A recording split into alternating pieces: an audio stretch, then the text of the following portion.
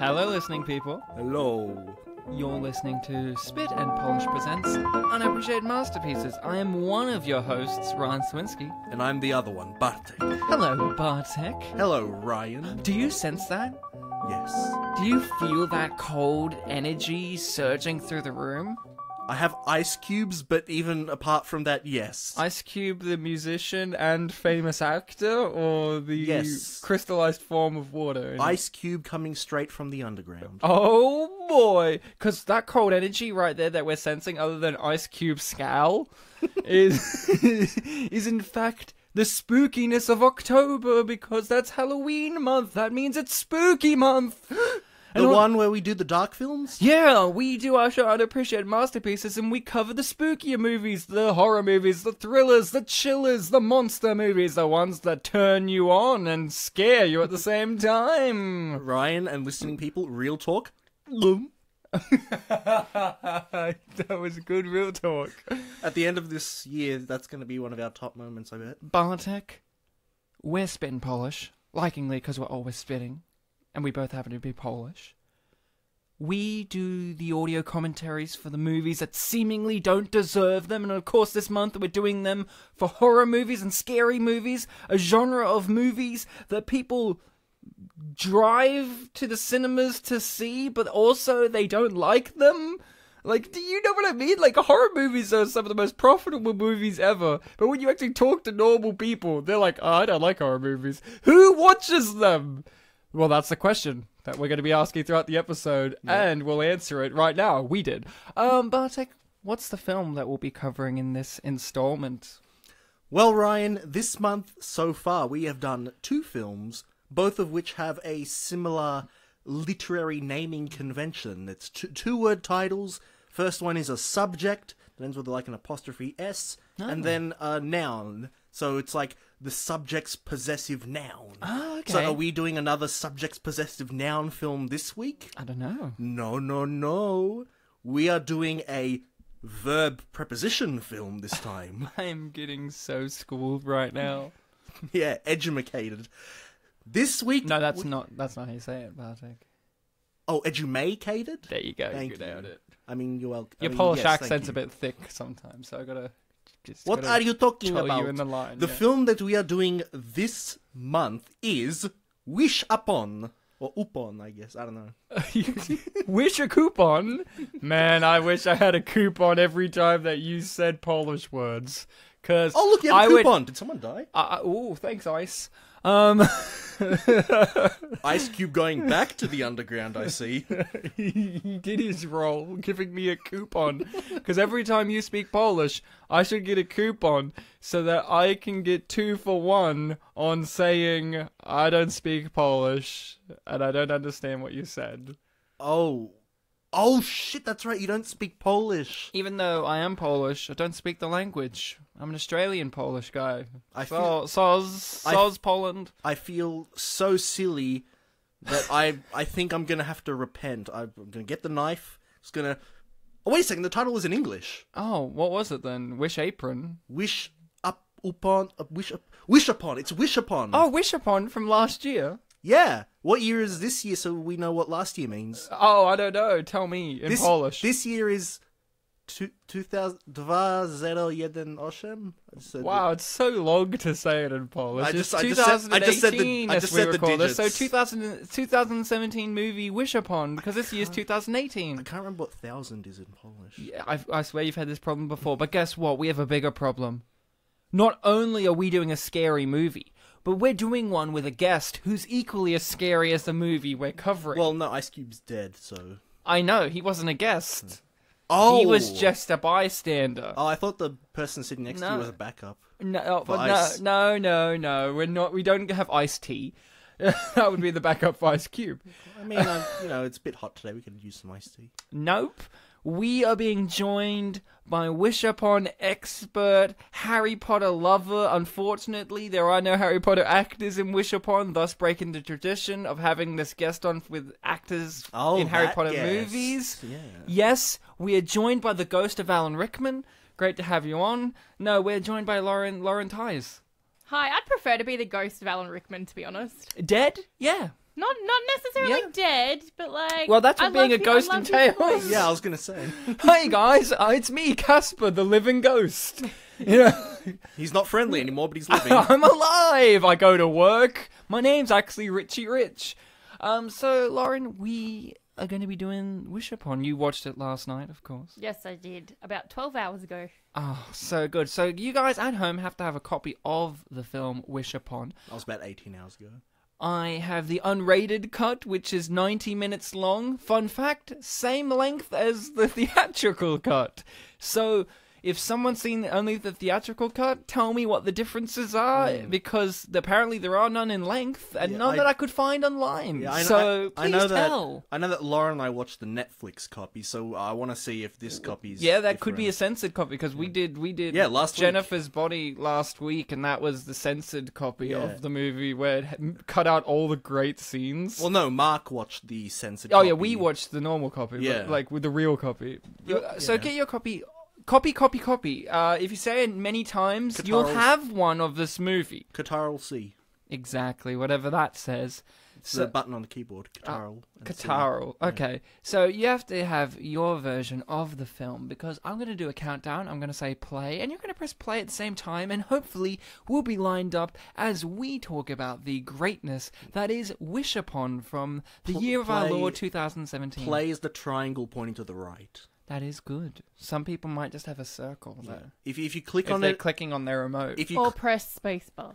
yeah. Ooh. If- Or K, if you somehow have a YouTube copy of this. if you see the triangle turn into two vertical lines next to each other, that means it's playing. Okay, so get ready, because I'm going to start this in 3, 2, 1, play.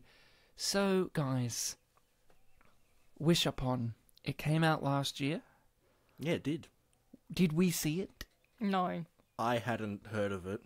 I did not see it either, but I had heard of it. I'd seen the advertisements in the city, on the buses and trams. And... Oh, was that advertised? Yeah. Really? Yeah.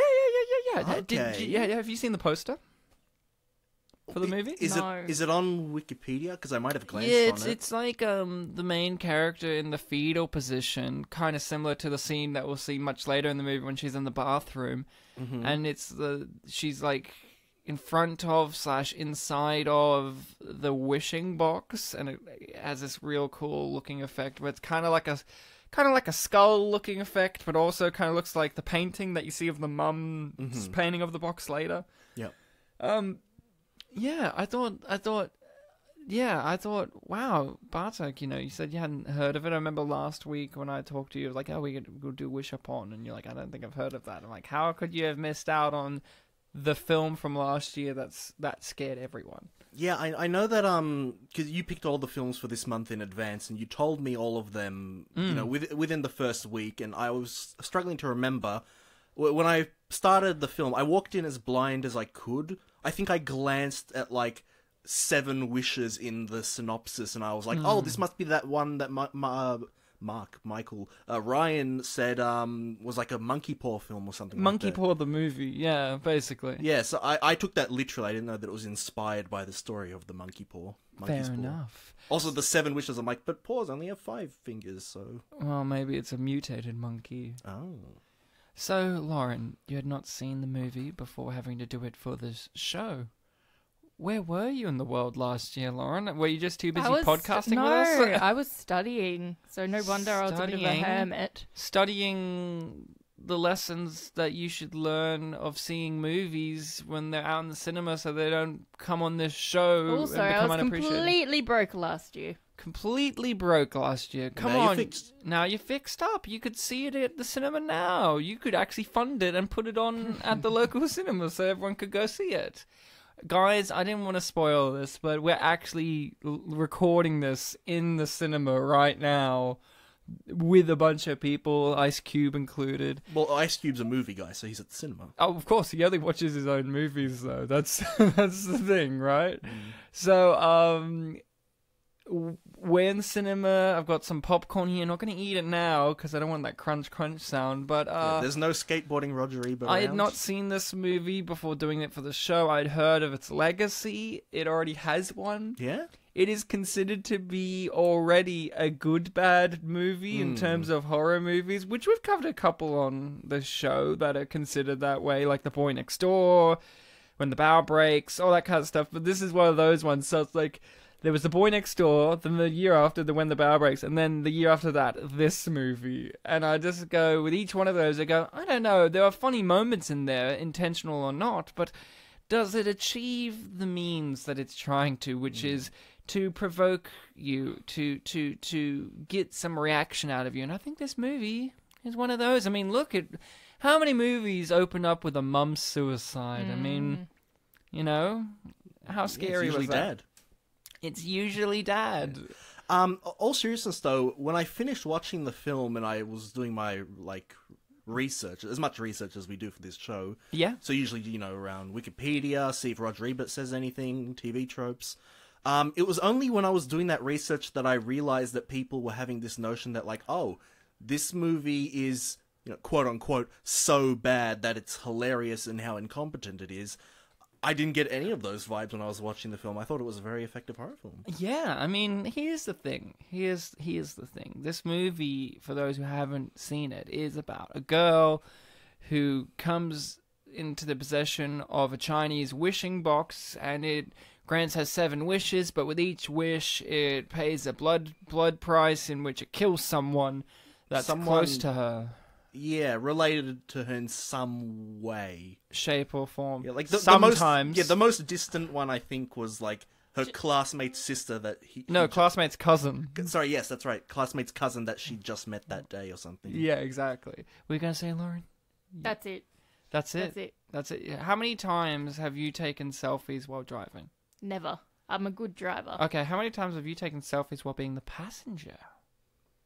Never, actually. Well, we're going to change How that many selfies have you taken? Yeah, lots. Have you seen her Facebook? It says plagued with pictures of Lauren's face. And she does that filter effect where it looks like she's got Harry Potter glasses on, but it's kind of awkward because she's actually wearing glasses. It just kind of doubles over. We'll take a selfie and upload it with the episode. Oh, yeah. Yeah, but it would just be Lauren with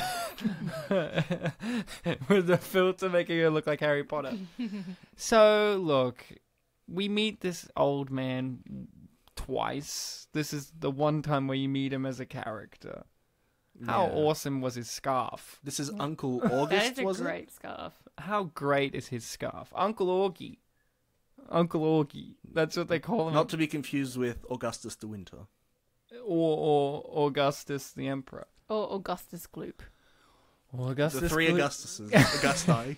the Augusti of the apocalypse. The trifecta. Everyone's biggest nightmare. Well, fun fact, it would be the triumvirate, which was what Emperor Augustus was a part of. What language is that word from? Romans. I don't speak Romans. Triumvirate, man. You don't speak Polish, I don't speak Romans. I don't speak the Romes. I don't use Roman anything. So, yeah, this movie is about a girl who basically has the modern-day equivalent of a monkey's paw. The monkey paw story, it's a classic, but I think I'm just going to generalize. I think for people my age, my generation, the only monkey paw story we've seen is that episode of The Simpsons. That was the first... Was that the first Treehouse of Horror? I don't remember. I can't remember. I think one of the first ones that I remember was the one where it was the Raven. No, it was the second one, I think. Because I remember the first one, the big thing about that was that James Earl Jones was in all 3 segments. Yeah, and one of them's the Raven, right? Yeah. Where he just reads all of the Raven. I think Monkey Paw was the second Treehouse of Horror, so season 3. Yeah, fair enough. I can't remember what others, Well, I've just got that mnemonic for the first one because James Earl Jones. He was like a delivery man, one of the aliens, and Raven. Oh, yeah. Is he one of Kang and Kodos? He's one... Because that one is set on their, UFO the first time you meet them through a bunch. Oh, right. And you meet a whole bunch of them. Yeah. Right? But he's not Kang or Kodos. I don't think he's one of the 2. Okay, cool. Because I remember that there are 3 with him, but I remember the Raven one because it's just 8 minutes long of him, or 12 minutes long of just him doing the Raven. Well, that's most of his dialogue compared to the first one where he's just one guy in one scene. Hello. So, guys, have you ever been in high school and been bullied by schoolgirls? Or were you the schoolgirl doing the bullying? I was at an all-girls school. I was bullied. So it was really weird that boys were bullying her. And I was at an all-boys school, so it's weird that my answer's yes. It's weird that Lauren bullied you in high school. It's so awkward. We've made up. I have had that experience. I went to a public school that was like both unisex.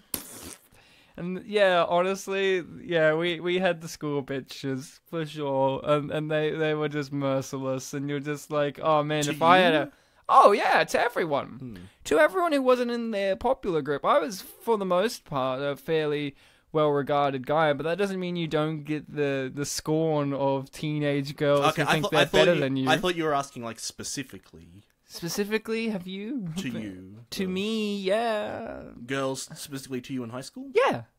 Oh, okay. Yeah. I mean, Lauren knows. She went to an all-girls school. It doesn't matter where you are on the totem pole. If you're not in their specific group, I'm just saying because they'll go you. I'm just saying that because this Dude, film... you're going to have a hard time as a teacher if you think that the schoolgirls aren't going to go after you. No, I'm not saying that. I'm just saying that in the context of this film, it seems like the main character's the only one that they really go after.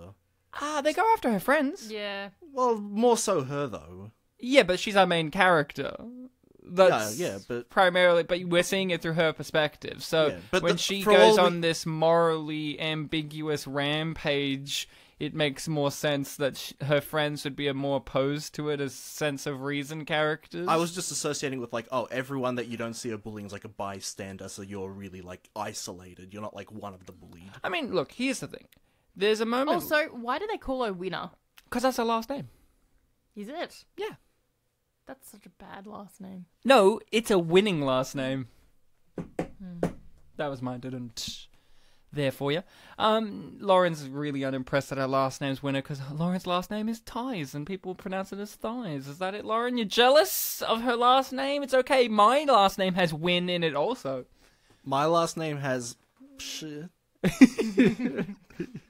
It ends on Shuck. That almost sounds like Shucks. Like, oh, Shucks, guys. Or Shaq, the legendary basketball player. I mean, if you got a not Polish accent, then yeah.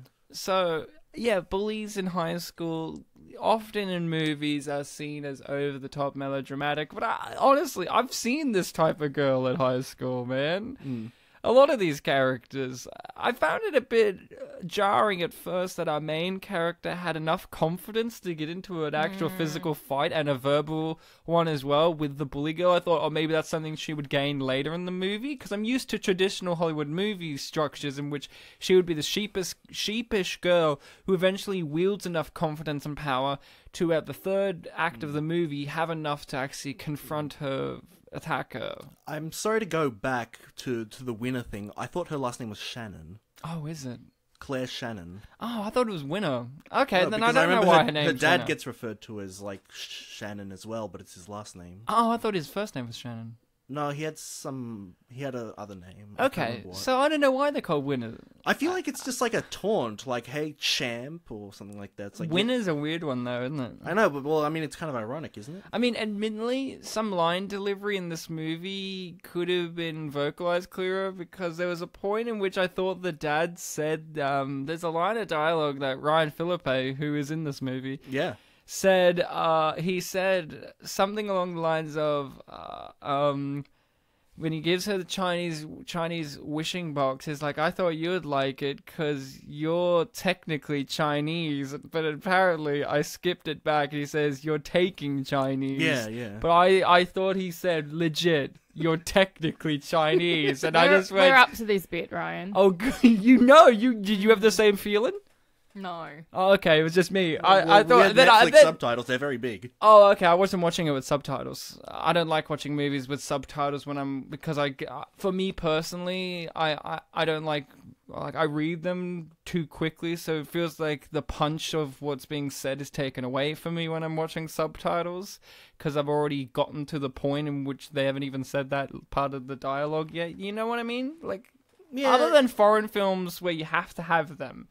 When I'm watching a film, I personally don't like having subtitles. I'm not like, I hate it, but it's just like, for me, it ruins the delivery from the actor because I've already read ahead. Yeah, I don't really have that problem, but yeah, I understand people that do. Yeah, exactly. You also watch far more things that require subtitles, a lot more foreign but movies. Even despite that, I've always just liked subtitles. Oh yeah, but I mean that would affect you in some way, considering that they're more part of your viewing experience. I've become a bit more accustomed to subtitles just because my mum is deaf, so I've had to kind of live with them. So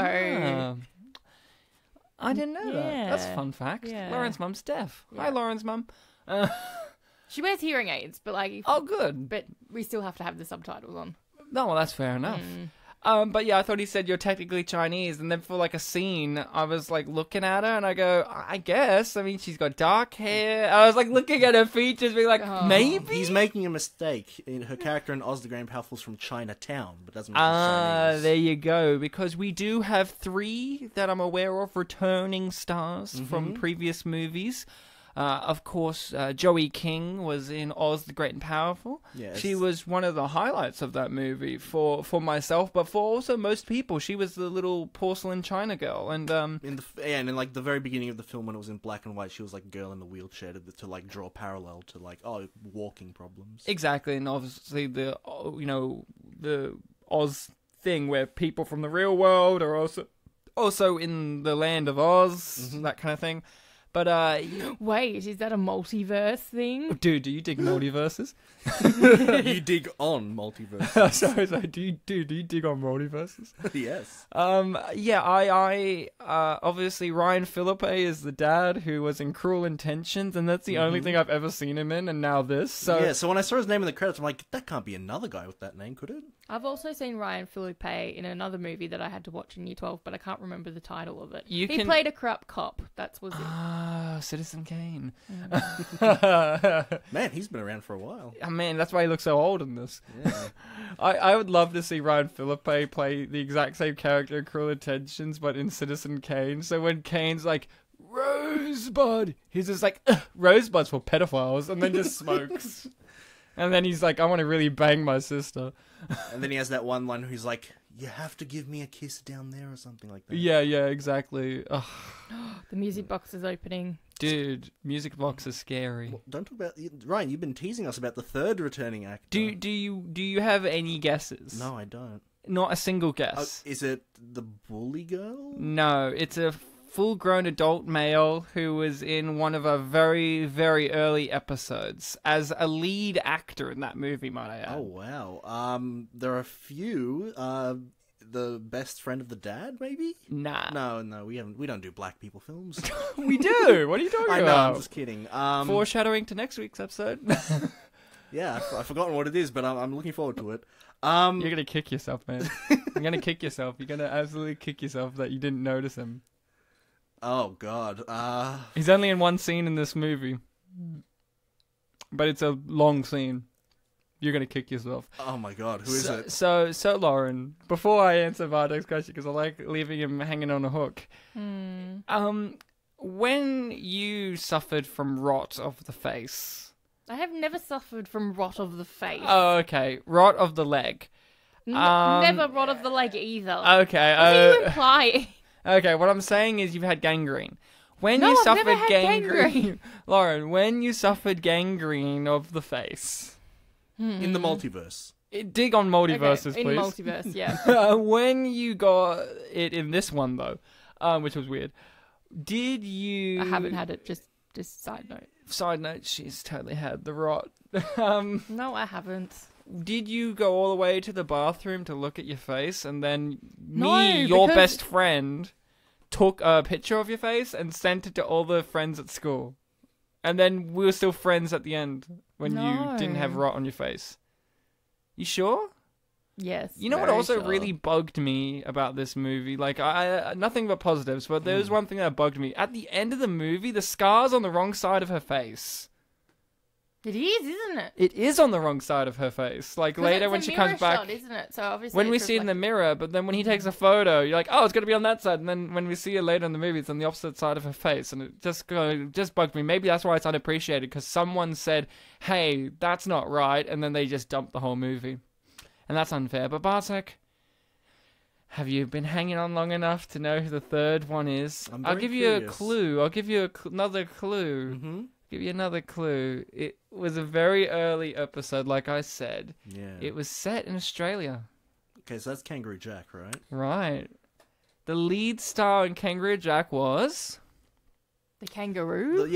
I forget his name. The white guy, yeah? Jerry O'Connell. I did read that name. He's in this movie as the flashback of the owner of the box before her who burnt to death in his house. I remember when I was looking at Wikipedia yesterday and I did see the name Jerry O'Connell. Something clicked in my mind, but I ignored that feeling. But you're absolutely right. Jerry O'Connell, that was him. And I find it very, it's weird to say, but I find it very tragic that he is an actor who hasn't gone on to do far more. Think about this. A decade and a half before this movie, he was the lead actor in a comedy movie that actually did very well. And then now he's like a 2-second character in a flashback scene in this movie. Didn't it also say that he was uncredited or something? And uncredited too. So, bummer? Yeah, that's a big bummer. Lauren's got her face on sad faces because she's really sad that the rats didn't get to finish their dinner of the dog. Because the dog dies, by the way. Because the first one to pay the blood price is a dog. Because I guess, the dog sensed that the box was evil. Because don't you love in movies that animals can sense things like that? Like they can sense danger or aliens or Terminators or stuff like that. They can just sense it. They've got like that sense. It's either that, people who are mentally ill, or children. They all sense these things, man. He probably thought something was up when he saw the bike hadn't been touched in over a decade. Exactly. And that's why, guys, I'm a superstitious guy. I really worry that there's going to be some evil force coming to my house. So that's why I keep a mentally deranged puppy in my house, because it meets all three of the things that you need. You need a child, so I got a child version of a dog, because you need a dog, and you need someone who's mentally deranged, Hold so on, I got Ryan, that too. I think you've already forgotten it was Ice Cube, not Snoop Dogg. I said puppy. Yeah, I stand by what I said. Snoop Dogg does not look like a puppy, man. He's a full grown. Oh yeah, he was a dog in Racing Stripes. And yeah, he was. Yeah. So, Lauren, yes, you watched this movie last night. Yes, it's very fresh in my memory, yes. What were you expecting from it? Because, I texted you saying, hey, I want you to do this movie, and you looked it up, watched the trailer, but you said, Ryan, there's no Harry Potter actors. I went, oh yeah, because we're doing horror month, spooky month, and you're like, oh yeah, fair enough. But what were your expectations going into this movie? Well, the first real horror movie I saw was Paranormal Activity in cinemas. That scared the shit out of me. Saw this and I was like, this is not scary at all. Okay. It's not the horror that had frightened me. Well, that's the thing, though. The horror doesn't necessarily have to be jump scare, spooky. I don't think that this movie's trying to do what Paranormal Activity did, which is a movie that has zero substance really outside of the scare factors. Well, this movie's the opposite. This has nothing but substance and really doesn't go for the scare factors. It's more the hairs on the back of your neck stand up, because it's like, if this was me, would this happen? I suppose one thing to consider when comparing this to Paranormal Activity is, while this one does have more substance, one thing that Paranormal Activity has that this one, to some extent, doesn't, is this whole fear of the unknown. Because while we don't fully understand the box, we do get told its lore. Yeah. And even though it's very basic and doesn't seem to be any sort of demon or anything possessing it or anything like that, you feel like at the end of the day you understood what its deal was and how it worked. Whereas with Paranormal Activity, even though it is, basically jump scare the movie, across the films they're very vague about what the actual it's because I can tell you why. It's because they had no fucking idea what they were doing, and then they got told they could make more, and then they're like, shit, we have to propel this forward, we've got to come up with a mythos, but we don't actually have one, so if we keep it vague, people will suck our dick for 4 movies saying, oh man, that third Paranormal Activity really dug into the lore of the movie, when there's fucking fucking nothing there because those Paranormal Activities movies suck. I'm saying it. The Second Wish. The Second Wish, making a boy fall in love with you. Madly. That's the twist. Yeah, when I was watching this film, I kept, every time she made a wish, I was picking on, like, specific words she'd use and thinking, like, oh, is this going to come back to bite her? And while the madly thing kind of does for the most... I actually really appreciated, just sorry to interrupt, how slow burn the madly thing came into play. Because usually in a movie like this, it would be instant. Like, you'd know straight from his behavior he's fucking nuts. But this movie waits till, like, near the end to really let that go. Sorry, keep going. Yeah, it was building up. But for the most part, this film didn't really go with that. It was, like, playing it straight. Like, yeah, I know what you mean.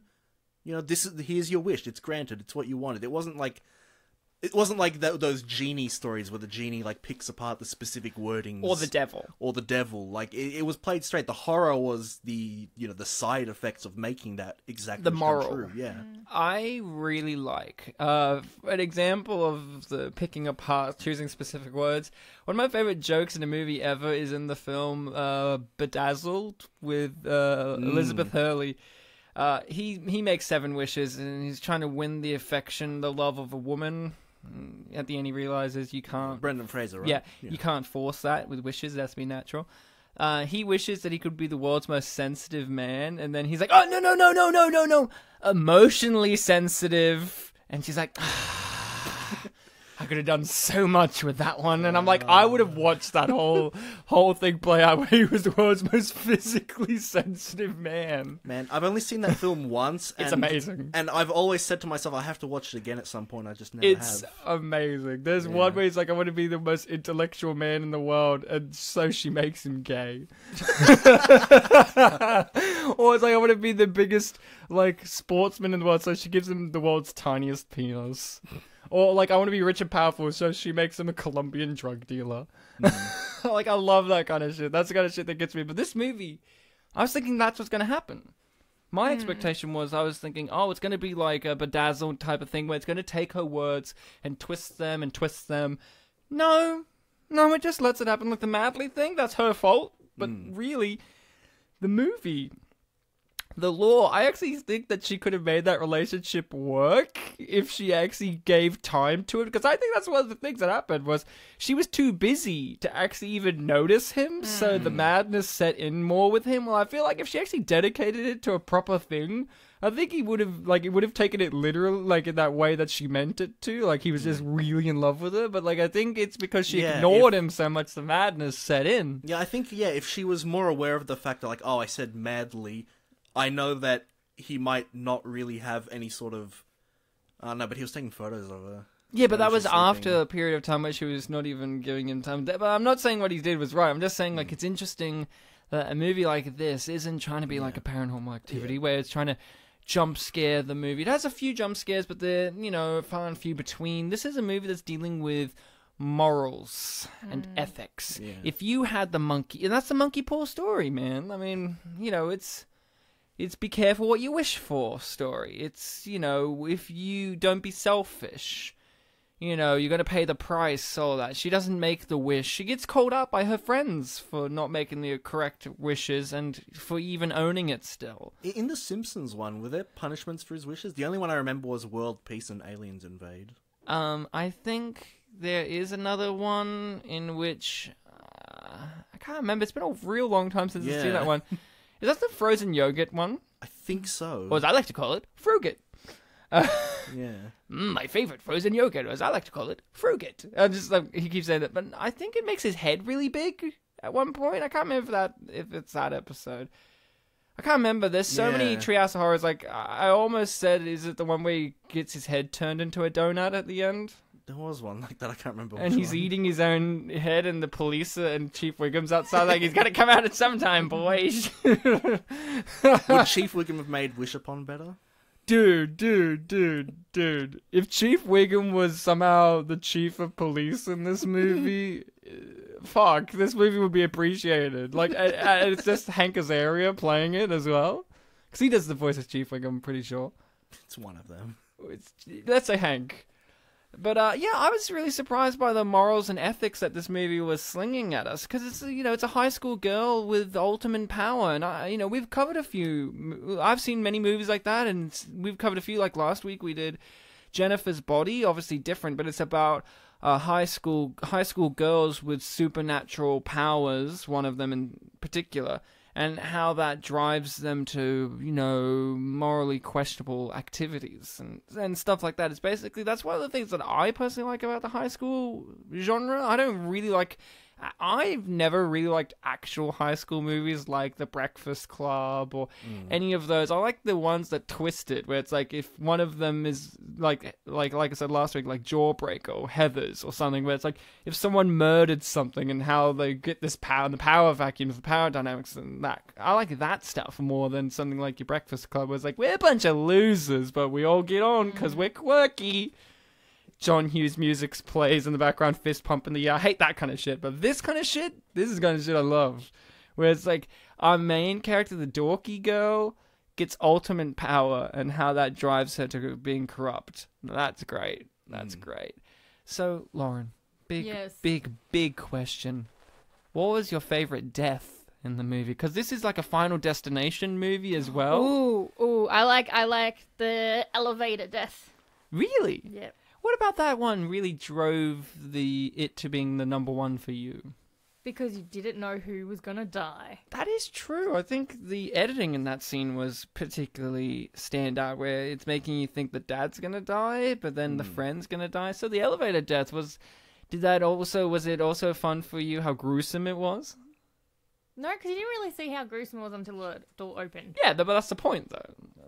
And I know with that death, when the elevator landed, for some reason, I didn't think that the elevator would fall apart and the rubble would kill her. So I was wondering, so what would be the cause of death? And then when I saw the mess, I was like, oh, of course it would break if it falls. That and force. Yeah, the force. But I was wondering, could she get into one of those safety positions? Is that a way? But then when I saw the debris, I'm like, oh, that wouldn't work then. I personally was surprised that the movie had enough restraint not to make it explode when it hit the ground. Because in a movie like these, it also was on the 26th floor. That's what she says. High up. If it's going a million miles down, I'm surprised they had enough restraint for it not to explode. You know, they actually withheld that. What about you, Bartek? Any standout moments of death? Are you talking about the method of death itself? Because the sequence of, the which one's it gonna be was, a very big draw for me. Yeah, but fair enough. But I guess so. I'm talking about actual them getting killed. What was a real standout? Ryan, for you? why do I think the upcoming death is your favorite? It is not actually. My favorite is the cousin falling on her own modern artwork. I thought that was really great. Yeah. This one though is really good because it subverts your expectations of you thinking that she's going to shred her hand. Yeah, well, it's actually her hair that I was gets bracing for it the whole time. Oh, wow. Yeah. You actually saw it pulling away? Oh, God, this cut's slightly more graphic. That's what I thought. Because... I can't remember if you saw the No, thing you didn't. Netflix. You didn't, Yeah. no. Thanks, Uncut. And there was another one in the bathtub scene. You didn't see the whole shot of him lying in his own blood in the Oh, bath. that's a great What? visual. I thought... You must have, because I at the think I end saw credits, it. they have a No. visual callback to it. I like the end credits. I could have sworn I remember the blood being coloured. So, yeah, I personally like the cousin of Ryan's character. There's a character with my name. And there's an actor with my name. Yeah. I'm in the movie. Bartek, I'm never in the movie. you never sense that sensation unless you see the music composer Steve Bartek did the music, and then you're like, did I do the music? And my first name's Steve. Which movie were you done? One was it Snow Day? No, it was Sorority Boys. Sorority Boys, I'm pretty Steve sure one of those kind of ones.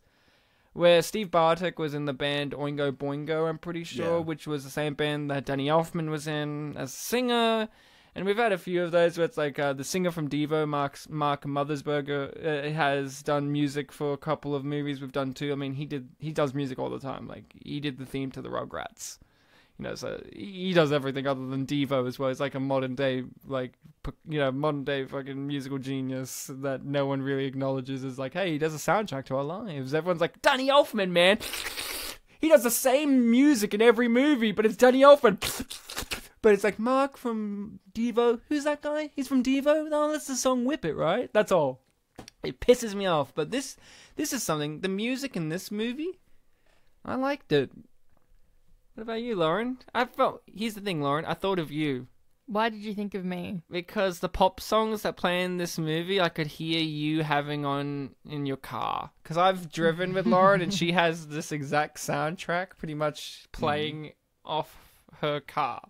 What, Dustin Tebbit? Yeah, and all that kind of stuff. She would listen to the music that's in this movie. That's why I thought of you, Lauren. Mm-hmm. What did you think of the use of pop songs in a horror movie?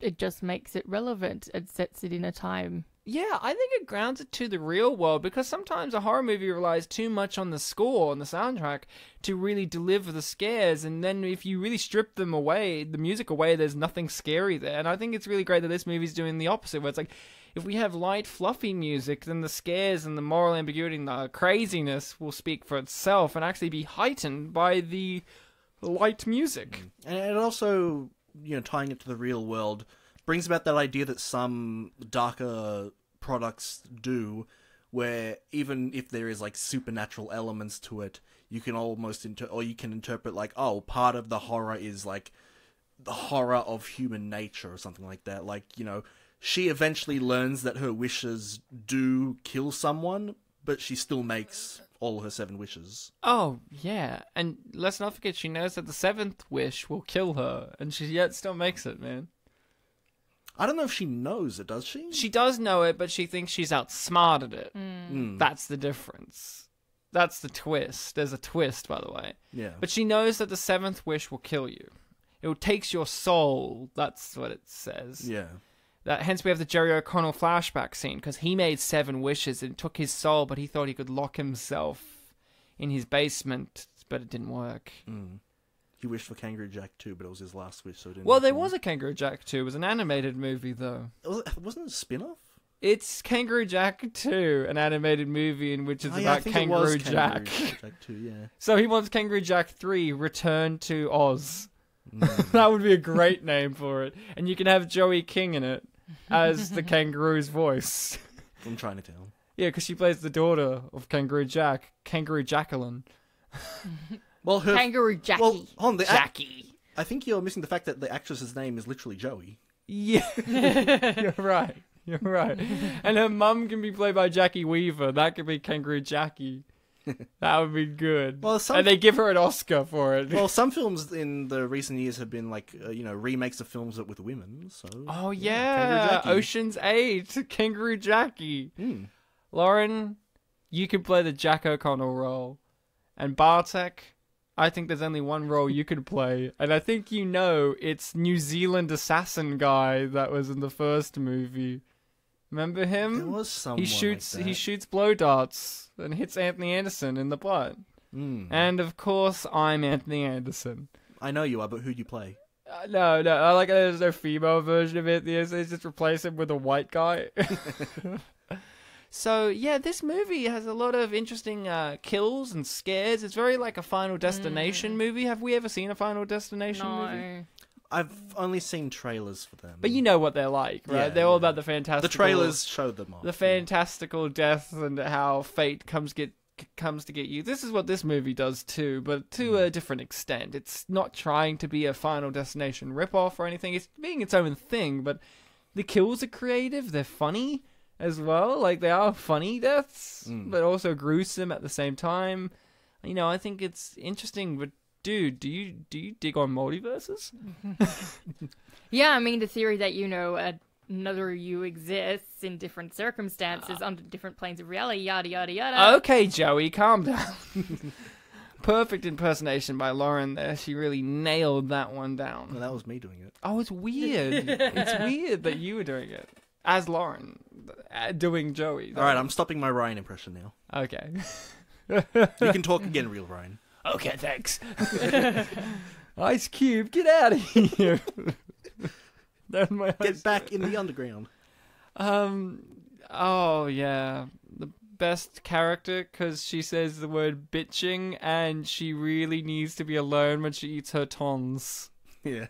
her wontons. I believe her word was destroy, not eat. Yes. Yeah. I need privacy to destroy these. And she has that like old looking lift elevator to her room. Yes, to her loft. Loft. Loft. Lauren. She looked at you when you said that, so you really got it right. Lauren looked at him and was like, "What? What's up?" I was too busy being engrossed in the movie.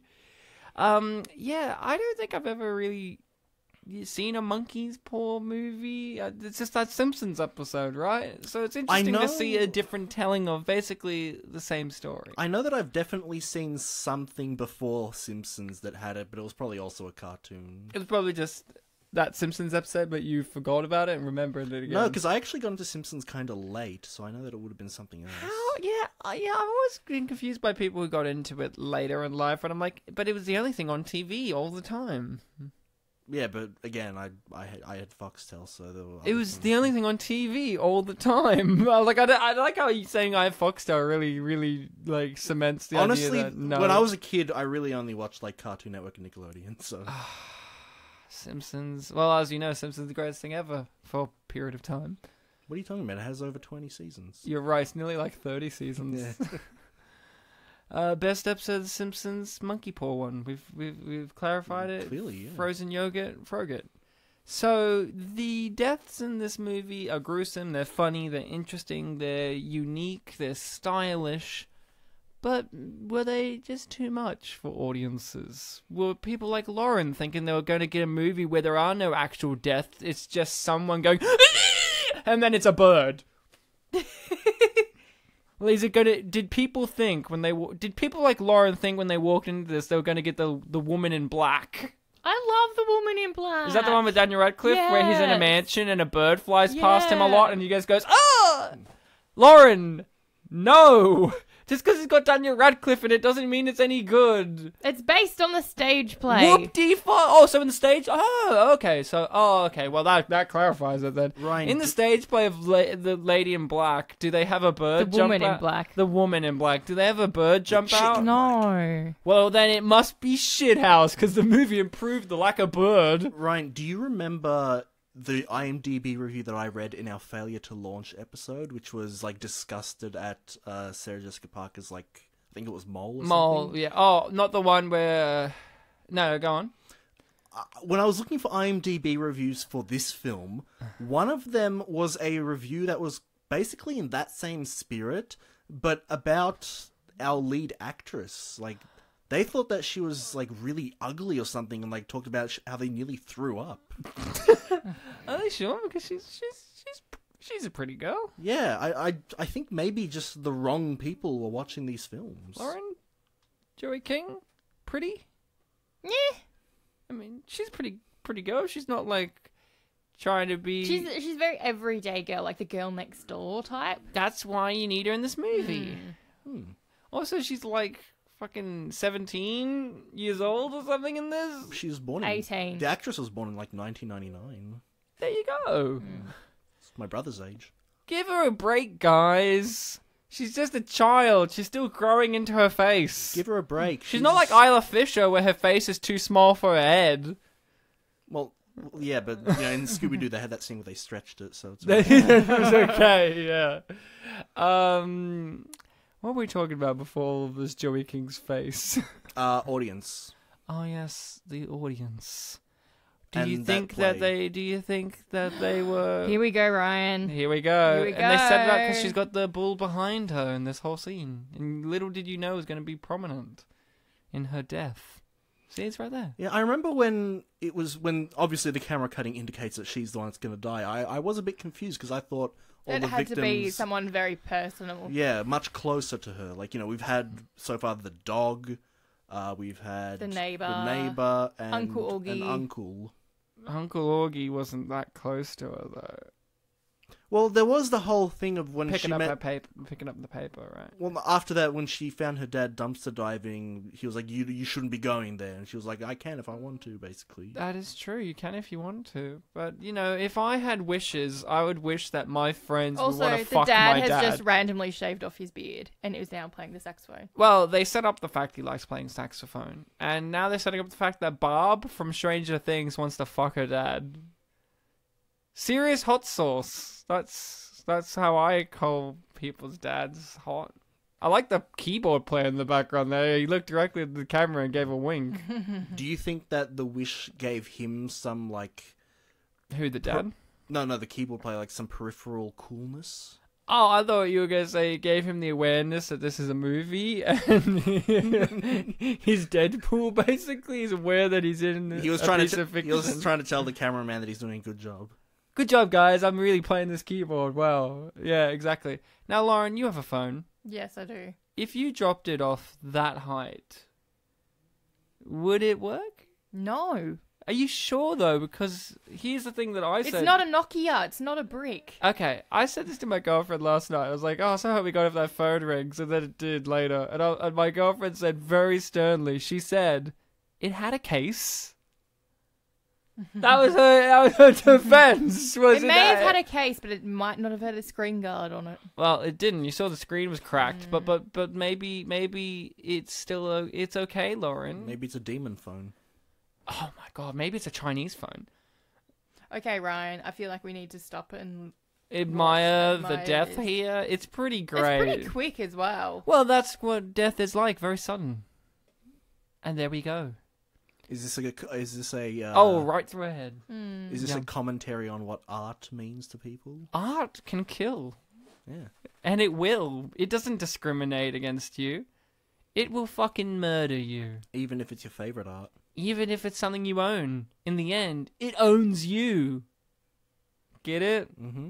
It owns your soul on it. Don't join art websites. You know what I really would have loved? The detective scene with Chief Wiggum coming in. Like, this movie really lacked a PI or a cop. I really would have liked like a an cop. investigator of some sort. Yeah, and he, other than Ryan here, I guess he's the investigator because he's putting all the pieces together. That's right, yeah. Sorry, when you said Ryan, I was thinking Ryan Phillippe. You're thinking me? You're like, I put all the pieces together? Ryan, I think about you a lot, but not during episodes. Fair enough. That's my professionalism. I don't want to think about me either. What I was going to say was, I would really love the cop to come in and he'd be like, well, now that this artwork has blood all over it, it looks even better. And he's like, and he's like grabbing out his checkbook in a pen and he's clicking and he's like, how much do you think, guys? Well, Ryan, you've been watching a lot of Columbo lately. Would you want him to be in this movie? I would love it if Columbo came in, saw this, and cracked his boiled egg on the horn. Because he's done that. He's cracked his boiled egg on a crime scene. Yeah, I'd love that. Oh, if this movie had a teacher in it, more like a teacher figure in it to be like. They had the Chinese teacher, but they didn't really do much with him. Oh, wouldn't it be great if he died? Well, Ryan, that's pretty mean to say. That's a bit more. What did he do to you? But wouldn't it be great?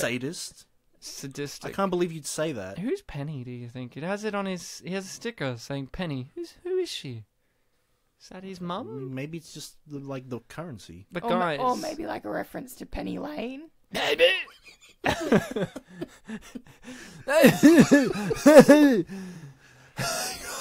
Yes, my voice just went, okay? Sure. It's me, Lauren. I like a woman in black. Got a bird. Wasn't that Hush, Ryan? I can't do it the exact same way. I'm doing it for comedic effect. It's called Comedy, Bartek, and I'm the police, and arresting Lauren for being hysterical. The police weren't comedians, they were musicians. I'm a police comedy man, and I police comedy on Lauren. Handcuffs on Lauren. She likes it a bit too much, but they're on there. The laughter of agreement from Lauren was what really sold that. So, if you had a box that granted you 7 wishes, and you did not know that it killed people. Do I know that it grants wishes? Yes. Okay. You are Joey King. You do not know that it murders people. What would you wish for? What would be your first wish? And be real. Don't be like, oh, I'd wish for world peace. I wish that every wish kills people. Okay, blood price. Sorry, did you say don't be real? No, be real. Don't be like, oh, I'd be wish for real. world peace, because we know that wouldn't be the first thing on the agenda. Hmm. You know what I mean? Like, in this movie, they're like, you should have wished. We know that would be the first thing. It would be like, you want to see if it works. So you go with something realistic, like, I wish my pants were green, or something. Yeah, like, if you got more than 3 wishes, I guess you can have a bit of leeway. Exactly. So 7, what would be your first wish? If I were to want to test it, I would want it to be somewhat beneficial. So I don't know if I'd do the like green pants thing. But, like, You already own some. maybe like as a test, I could like commit myself to like buying like a lottery ticket or some sort of like gambling methodology and say like I wish Jerry that O'Connell, is that his name? Yeah, like Jerry O'Connell. and like wish that like I do not lose at any of the next few gambling things that I do, or like I never lose. I wish I never lose, and then it would take you real literal. And then I get an addiction and I never lose the addiction.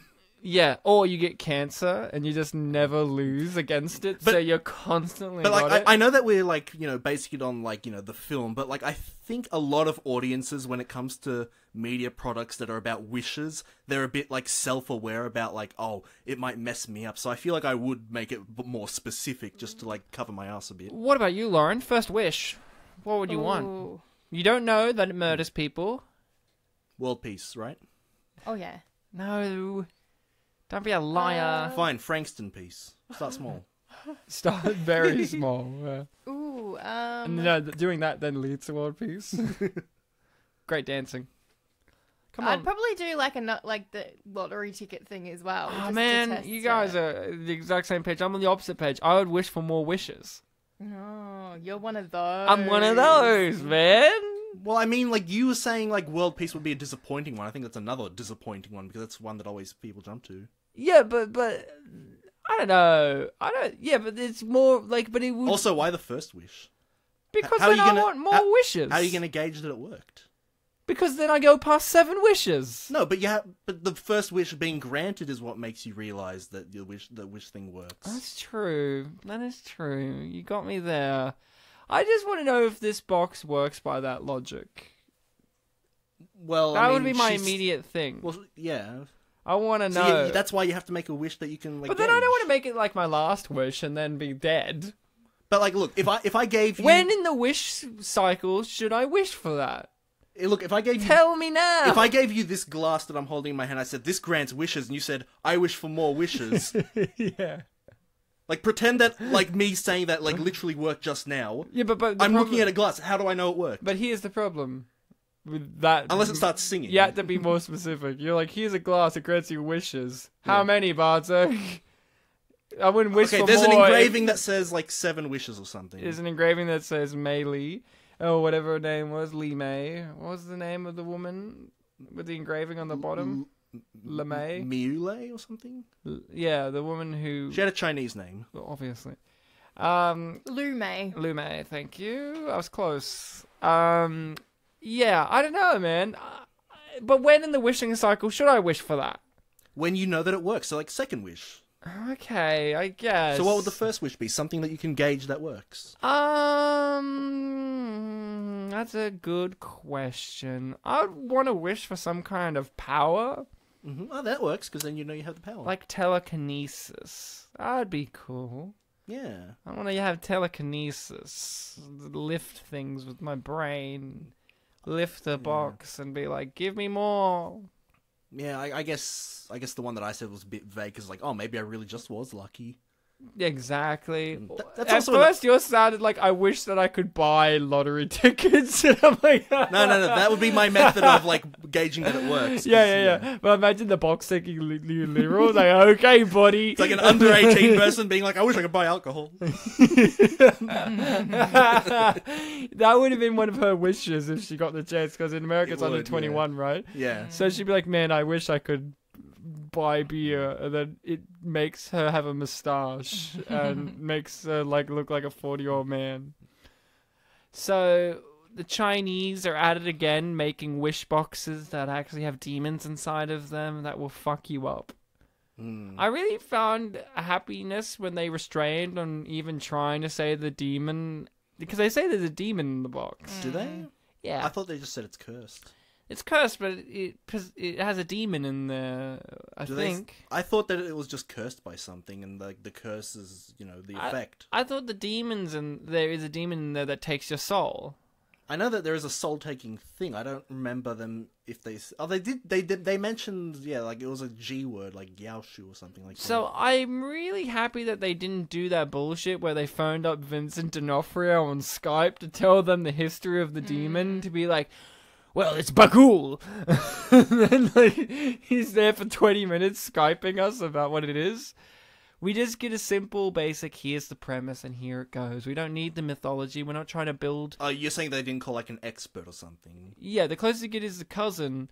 Yeah. But, what I mean is you don't have that annoying scene where a lot of horror movies, they go to... This is true. They go to Vincent D'Onofrio, specifically, and go, hey... For the next 15 minutes, tell us the mythology of the creature. Yeah. I like the twist in this one, not like plot twist, but like the twist on the formula was they went to a translator and they simply read what was written on it, not that they had an interpretation or there were suddenly experts in it. It was just... Well, Ryan did some investigation and then became an expert. It'd be like if the main characters were all like illiterate kids, like they hadn't learned to read yet and they just asked the older brother to read what the book says. But then one of the characters goes through the dictionary and starts learning what words means, and then he teaches... Well, they'd have to learn how to read the dictionary too. Well, yeah, but they get their older brother to tell them, and then they tell the friends, this is what boogers actually means. Or they wish that they can read or something. I wish I could read. Because by this point, by the point where they ask, like 3 wishes have already been made, so they'd already make some wishes before asking the brother. So Lauren made me think about something. She said one of the first horror movies she saw was Paranormal Activity. Right? Mm-hmm. Yep. How old were you? 15. 15 was the first time you saw a horror movie. Yes.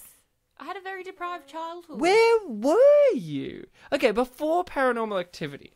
Okay. Before Paranormal Activity, being your first horror thing, what was the scariest thing you had ever seen in a movie before you were 15 years old? Well, I grew up on murder mysteries, so... So give me an answer, Lauren. God, I can't even remember. Come on, we've all had something in our childhood from a movie that scared us spooked us. To be honest, I think it was more a nightmare I had. Yeah? Yeah, about foxes. What does it say? It is a scary thing to ask yourself. About foxes. It was down in Tasmania. I was staying with my great aunt and uncle, and I was staying in their like little basement area, and they had pictures of foxes all around the room. And then I went to sleep, and I had a nightmare about foxes trying to get in and scratching at the door. And this is a recurring nightmare I still have, so it haunts me. Well, if it makes you feel any good, foxes can't howl. They can only scream. They're the ones that go, ah! Because their snout, the way it is, it doesn't make it so that they can howl, so they can only scream at you. So have fun with that. Yeah. I was going to say, I think I was also late to watching a horror film for the first time, but I do have an answer. When I was 7, I saw Toy Story 2 in the cinemas. Yes. And Woody has a nightmare in that. Yes. That kind of made me feel a bit weird when I saw that. See, for me, there's so many. I saw horror movies when I was very young. I mean, I've definitely seen things that, had horror aspects, but not like an outright horror film. I did. I saw The Thing when I was like 8. So, yeah. For me, when I was a kid, the scariest scene to me in a movie for kids was in Jumanji. Have you seen Jumanji? Yes. The scene in which Robin Williams' face is stuck in the floor and spiders are going to crawl on him. It's not the spider aspect that scared me, but it was the fact that he got stuck in the floor and his body's underneath, and that scared me as a kid. That or like... Oh, I've thought of another one for me. Yeah? The child catcher in Oliver Twist? Chitty Chitty Bang Bang. Oh, Chitty Chitty Bang Bang. That terrifies me still. I can't watch him. Yeah, any movie with Dick Van Dyke scares me. No, also, I'm surprised you didn't say anything from the Harry Potter movies. They had real scary things when you were young. No. Not even the spider scene in the second movie that No. genuinely scared Rupert Grint. That's why he looks terrified when you see it. Like, he looks genuinely terrified. Well, that's appropriate because the character is also Supposed to be, but like they also had to make it like, oh god, we really have to highlight that he's really scared of spiders. So they use prop spiders in the filming? Or No. they're not He CGI? knew that there were going to be spiders Right. and had to act like those spiders, and that fucking scared him. Oh, okay. When you're a kid, and also when you're an adult and you have a phobia of something like that. Man, it almost sounds like he hypnotized himself or something. I don't know. I got scared by a few things. Like when I was young, I got scared in Lord of the Rings by the ring wraith being above them. Do you remember this? In the first one. The only one I like out of Lord of the Rings movies, oddly enough. Everyone loves them all. I only like the first one, personally. But the ring wraith above him, and then they stab him. The fact that they actually fucking stab him, and I'm like, that used to scare me. See, I grew up with horror movies, so I'm a bit desensitized to them at this point. Honestly, because I think the first outright horror film that I saw was in cinemas, and this is also like very recent, or recent enough, was the remake of Nightmare on Elm Street. I think that was earlier this decade, late last decade. Like that was 2010 or something. The one where they didn't even get the same actor back to be Freddy. Yeah. The one where they got the guy from Watchmen to be Freddy. Yeah, they didn't get Robert Englund. What's the point? At that point, what's the point of even doing it? Because let's be honest, those Nightmare on Elm Street movies live and die by his performance. Yeah, but the thing that What's the point? Yeah, but the thing that I'm getting at is I have seen horror films since then, and even though I walk in with like, all right, this is going to be scary, and I'm bracing myself. Even while watching it, I walk out being like, oh, okay, that wasn't as bad as I thought. So I'm not affected by horror as much, I don't think. Yeah. I'm not either. Personally, the horror genre doesn't affect me the way that it thinks it does. A movie like this is trying to affect me the way it actually does, which is more with the ideas. See, a good horror movie, like, obviously The Exorcist, The Omen, or even the first Nightmare on Elm Street movie, even the first Friday the 13th movie, On a Level, Scream, all that. It's more about the idea of the threat than necessarily the threat itself. That's scary. There's the philosophical, thematic ideas that are being told in there. Hence, something like The Babadook was considered one of the scariest movies because it's scary, the idea of a mum that was really on good. the brink of wanting to kill her own kid, right? The Shining is a great example as well. The Shining is a scary movie for most people because, one, it has the scary imagery in there. Personally, it doesn't scare me. It more irks me because that's more what I think is directed at. But the scarier thing in that movie is the man losing his mind and going after his own family, right? Yeah. That's the kind of stuff in horror that works more for me than Bagul or look, we've got a camera sitting here for 15 minutes and then the sheet moves. I know that, well, by their very nature, there is a sort of correlation between, like, horror and thriller films. Yes. Like Terminator, the first Terminator. Yeah, the first Terminator is a bit more of a horror movie on its... It's a bit more like a slasher movie in a way where it's like you have a motionless killer like a Freddy... Not like a Freddy, like a Jason, like a Michael Myers. The whole thing is he can't be stopped. He can't be stopped, right? Yeah, for me, horror movies...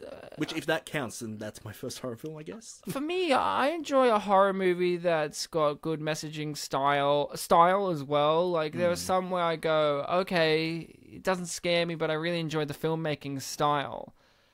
The imagery, but, like, maybe the imagery doesn't scare me. Like I said, I watched The Thing when I was a kid. The Thing didn't scare me when I was a kid in terms of the visual stuff, but it was more the idea of not knowing who is who, what is what. Can you trust your own friend or dog or anything like that?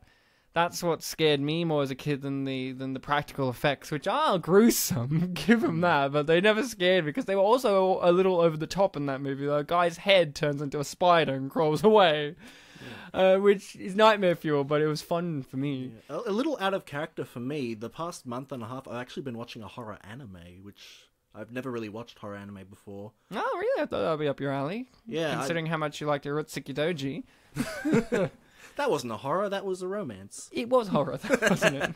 Yeah, it was. Horrible for me. I like the dub in that more so than the thing itself. So, what's your horror anime? It's called Jigoku Shoujo, which means Hell Girl. Ah, okay. The premise of it is it's a little bit like Death Note, actually.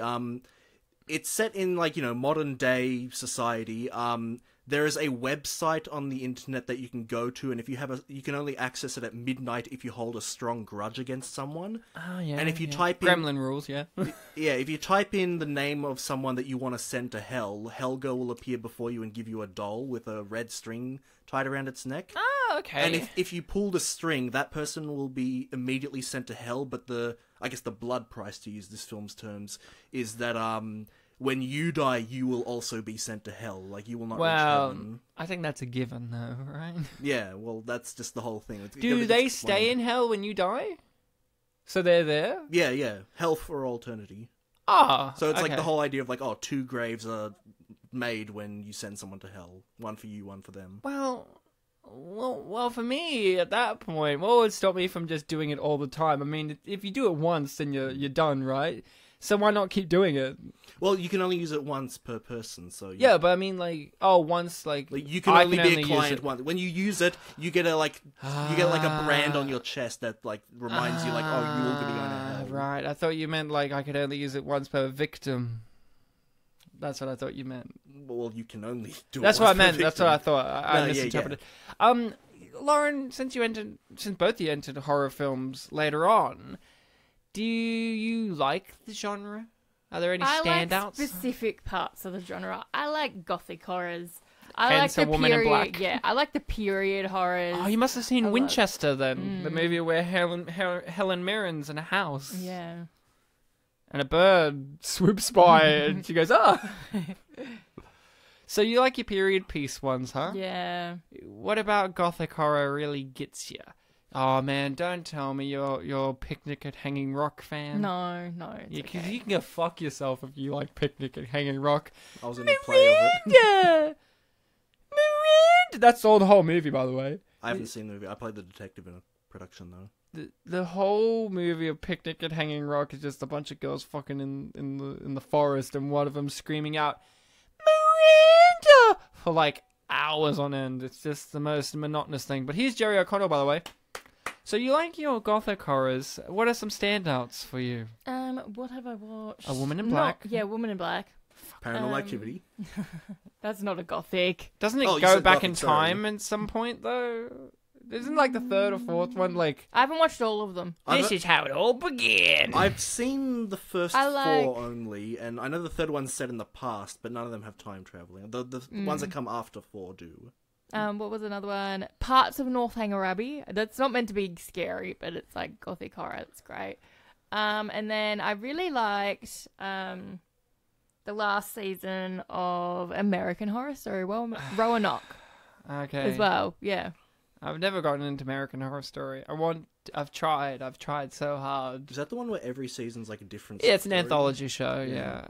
I try, man. I try so hard, and I just can't.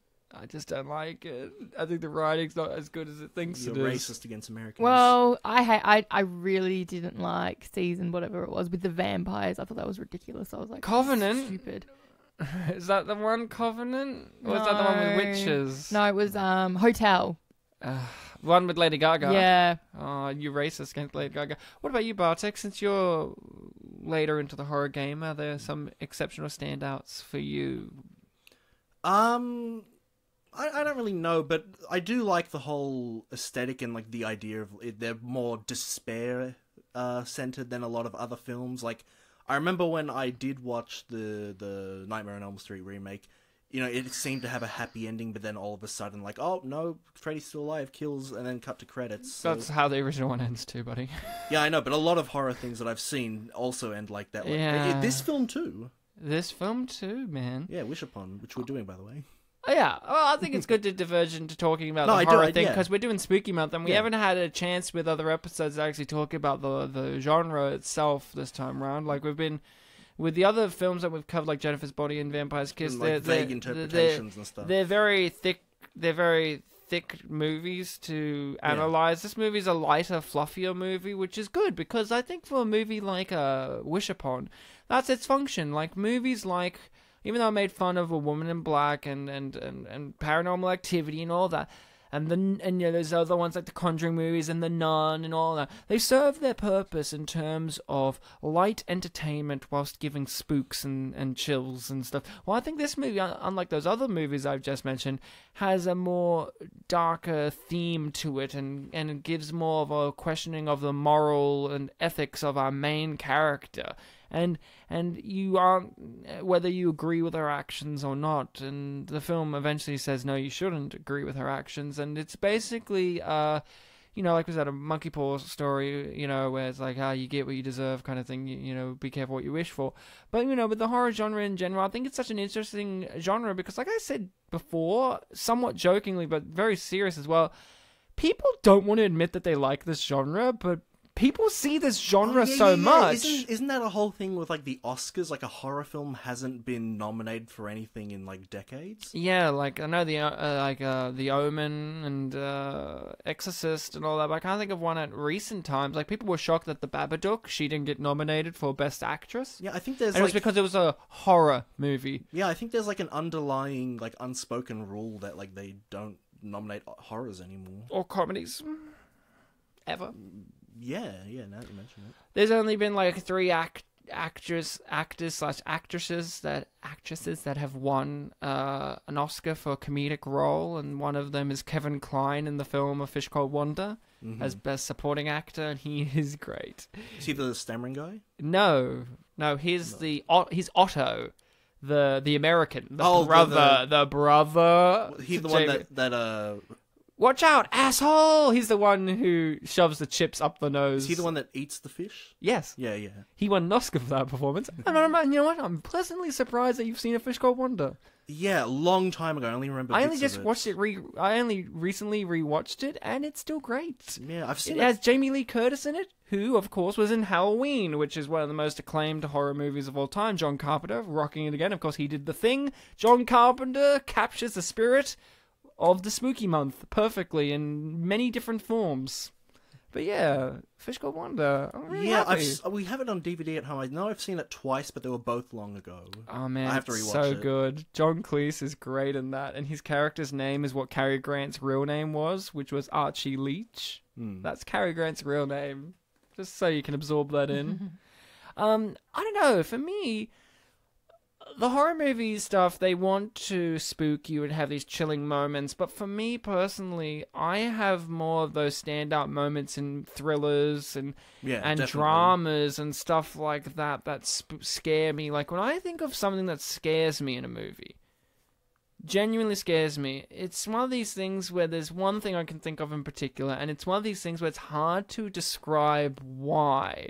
And that's always a good thing. It's just the general unease. There's a movie called Falling Down, which I love, with Michael Douglas, and it's a movie where he's a guy, white shirt and tie, glasses, buzz cut, and he's stuck in traffic, and he just says fuck it and gets out of his car and walks through gangland LA to go home.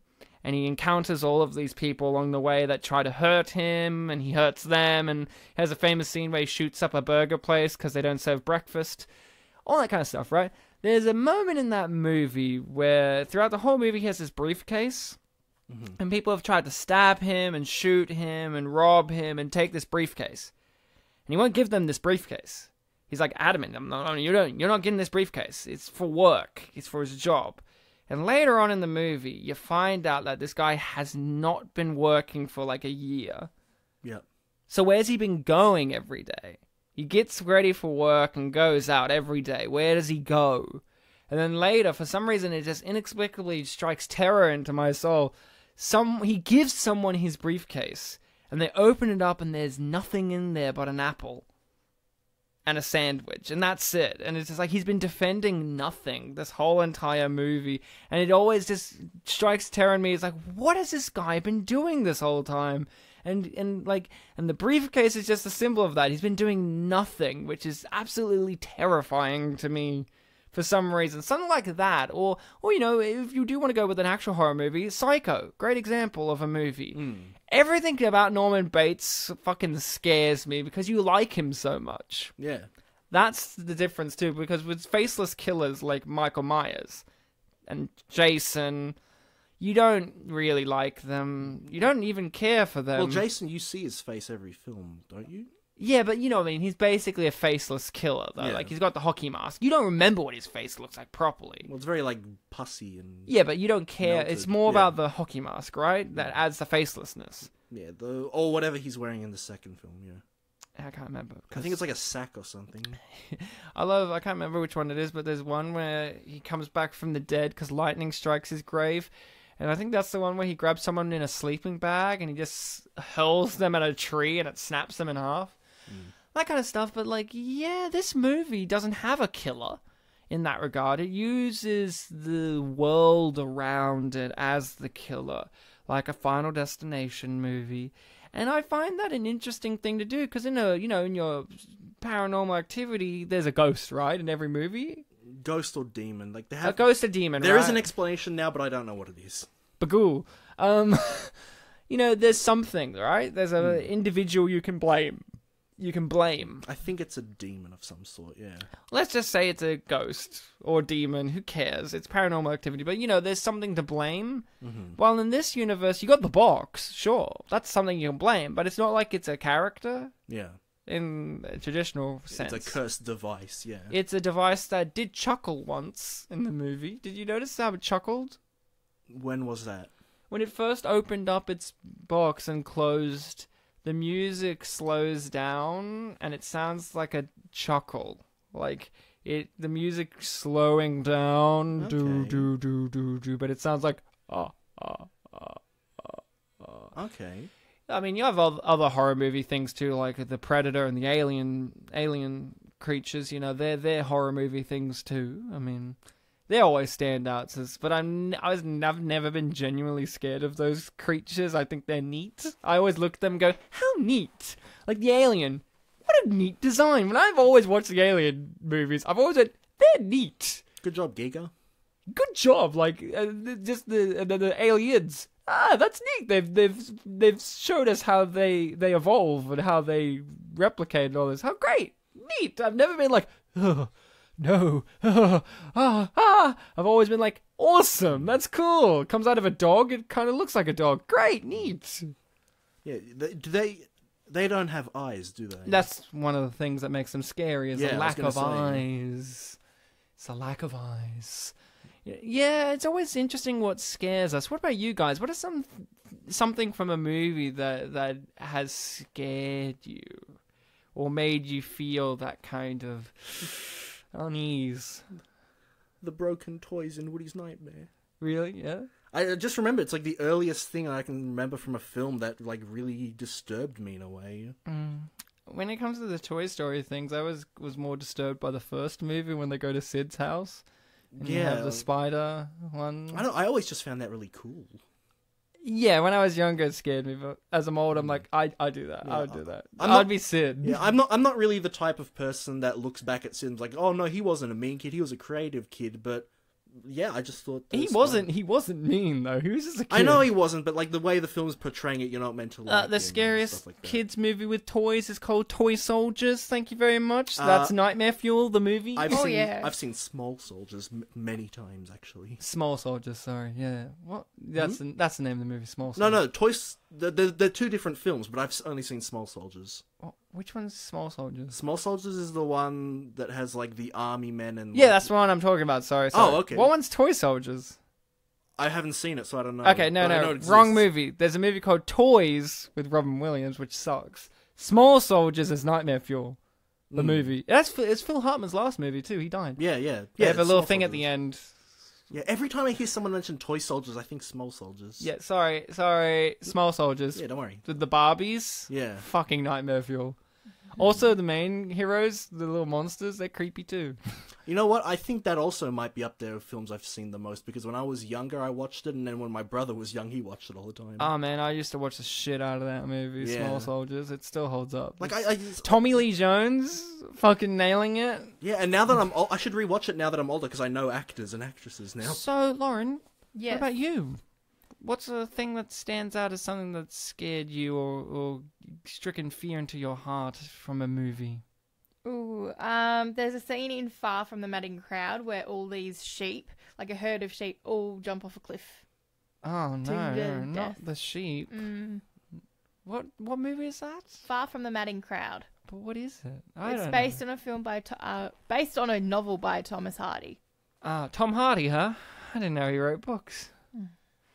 The absolute disdain on Lauren just then. Just to be clear, it's a different person, right? 'Cause, you Oh, know, Yes, it is a different person. I wrote a book because you can barely hear what I say, so you have to read all what we I can hear is say. just the understanding. You can barely understand. You can barely. No, sometimes it's you can barely hear it because they don't know how to audio mix my deep voice in this muffled. I can't remember if Tom Hardy actually had a Wait, line here we go. in Trash Dad. Dunkirk. Yeah, there he goes. I seen the picture of this with her face with the blood stuff, but in each picture I saw, it's very small, and I thought there were spiders on her face, and I went, "What the fuck is happening in this?" So when she was just up in the attic and she found the painting of the box, Yeah, it's a realization for her that her mum had the box. right? We already knew this. Yeah. Here's the thing that I would ask: what did her mum wish for? Exactly. A healthy baby girl. Well, no, because then she got rid of the box, so wouldn't that wish be undone? Yeah. Did she get rid of the? Oh, She put it in the trash at the very beginning of the movie. Therefore, she had to die. Therefore, all of her wishes were undone. And Right? she had to die. right, and then it found its way to Jerry O'Connell. Yeah, Right? Yeah. somehow, some point, yeah. Hmm. Because I think he was trash man. I think it said. I think it said Trash he- man. Yeah, I think he He was a started. garbage man before he won the lottery or He something. was a garbage man, and then he Ah. won the lottery, and then he Hear that, negative reviewers? There was some thought put into this. There was. I mean, they had a puppy that looked like the same kind of dog as the grown-up dog. I mean, come on, guys. But yeah, I think it was Actually, Ryan, this is like Boyhood. This was filmed in like real time. 12 This past years? season. Yeah. It broke new ground. Did you not see the bike, Ryan? Yeah, I did actually. It's very rotted. I did like that touch that she's not touched the bike since. Like it stayed on the yard the entire time. Which, to be fair, this is a horror film, but that also is kind of funny. That bike thing. The decision made to like just not have the bike touched. I don't know. I didn't find it funny. I think it's sad because it's like It is- she was riding when her mum went to kill herself. It is sad, but also like if you think about like nothing in however many years has moved it. That's kind No, of it makes funny. sense with the dad. Look at his whole thing though. He doesn't. But like there hasn't been like a random like drunk guy or like dumb kid like kicking. No, they live on a really nice street. I mean, they live next to Cheryl and Finn. I mean, come on, they're fine. I guess. Yeah. Cheryl and Finn. They live next to Audrey from Twin Peaks. I think they're fine. Look, there she is. She's alive. Huzzah! With her hair. Well. We all have hair, Lauren. Don't make fun of her. Just because she's got more than you, you're jealous. Yeah. Did you think it was going to work? No. Her trick. Oh, Her trick in the end of the movie to outsmart the box was to time travel back to before she met the box. Well, to her thus credit, undoing the wishes. to her credit, she did undo the wishes and the deaths that they caused. Yes, but did you think when you watched it that she outsmarted the box? I thought the box was going to like self-combust or something like that. Oh, okay. To be honest, I didn't necessarily know if she would die, but I did think that some kind of twist would happen because the thought did cross my mind of like because the film brings up multiverses, and I was wondering. Do you dig on him? I do dig on them indeed, but the whole thing was, and this is a question that I always wonder is Was she How- meant to die originally or wasn't she? how universally or multi-universally do these things work? Like this is something completely different, but when I was younger and I was taught about, like God, how he's all-seeing and he knows everything, like, I always wondered, like, if, let's say that he knew everything that I was thinking forever, and I was thinking something in the future, and I went back in time, and I suddenly arrived back in time. Was God following me going back in time, or am I in, like, the past version of God who now realizes? So does this curse travel between multiverses? Oh, okay. That kind of idea. Okay, yeah. See, I also had that thought as a kid, but then I immediately dismissed it because I've always assumed that God is not following us day by day, present by present. I think he's all of time and space in one. That was my thought process. Yeah. On God, I don't think he's like got a little clock saying 9 o'clock, and then he's like, it's now like 5 o'clock, clocking off. Is God looking at us right this second, being like, "Oh, you're gonna laugh in 20 years when you know what you say then"? Yeah, I think he's looking at us right now, but also watching Hitler and just being like, yeah. I thought that no, you couldn't outsmart this box, but you know what I liked about this? The movie took a long time, like with the crazy boyfriend, took a long time to get to the eventual twist punch line at the end of, no, the box cannot be outsmarted, it will kill you no matter what. But I really liked how it took its time. Like, you thought immediately she would wake up and it would do it or something, or like it would be quicker, like, but no. Or I thought, we should go to the trash can and the box won't be there, or be in her house because you can't outsmart the box. But no, her trick actually worked up to a point. I will give the film this, like, the box itself. Get ready for it. Sorry, I feel like we all need to Clap. appreciate it. Lauren was complaining to me before that you would not fly like this if you were hit by a car, but then I said, have you been hit by a car? And Lauren's like, yes. Yeah. That's why Lauren's like, I have been hit by a car, right? And this didn't happen to me. So what I was saying is the box itself doesn't really have spatial movement powers. No. It moving from place to place is because people carry it. Yes, so if you did bury it, it would be stuck there. Yeah, so I wasn't... Unless it's like the Jumanji box. Yeah, so the thought never crossed my mind of like, oh, the box is going to be there. Like, it's going to be where it was placed. Look, the only guy that's taking action is the guy whose car she landed on. Yeah. Well, Bartek, what I thought was, when I said that, was... I thought that when she travelled back, it would still be in her bedroom because that's where it was before she travelled back. So that was my thought process. I didn't think like it would just teleport to wherever. I suppose if the wish granting thing was like the more trolley kind of like, oh, I interpret it as me not moving. Because she's still got the consciousness of the future events that did not happen here in this movie. So that's why I was like, maybe the box will too. Yeah, look, if they buried the box, which, spoiler alert, they do not, because the guy grabs the box and he's like, ooh, 7 wishes. And because Brian doesn't know any better because they've gone back in time, he's like, ooh, what is this mysterious box? Exactly, but I'm sure that he could figure it out quick. You know. Oh, talking about Ryan Phillippe. No, we're talking about Ryan. Character Ryan. Did you see the end? No, I did, but sorry, there are 3 Ryans we could be talking about in this episode. Let's talk about me more. Nice shirt, nice shorts. Thank you.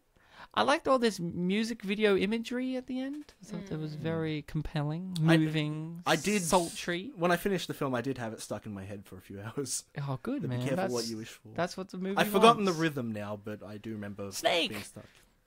Ah, the snake, of course.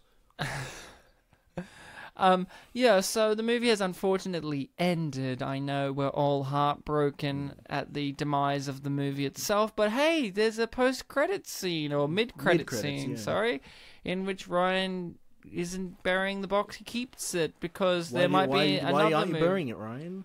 Because I wasn't personally asked to bury it, so I'm keeping it so that we could have a sequel to this episode called Wish Upon 2. Unappreciated Masterpieces, Wish Upon 2.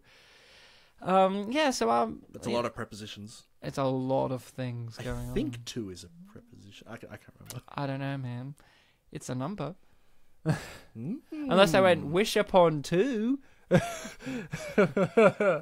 So Bartek, the movie has come to its end. We've got Ryan making a lot of face journeys. Asian Ryan, yes. Ryan. Yes. So host Ryan, dad Ryan, Asian Ryan. Look at this face journey he goes on. He's going to go on it in a moment. He's reading 7 wishes. Look at this face journey. I wonder what he's thinking, man. He's trying to remember which number 7 is. He's like, who farted? Is this the one with the 2 strokes? The 3? Exactly. So the movie has ended. It's time for us to give our reviews and ratings of the film. I'll go first. Do it.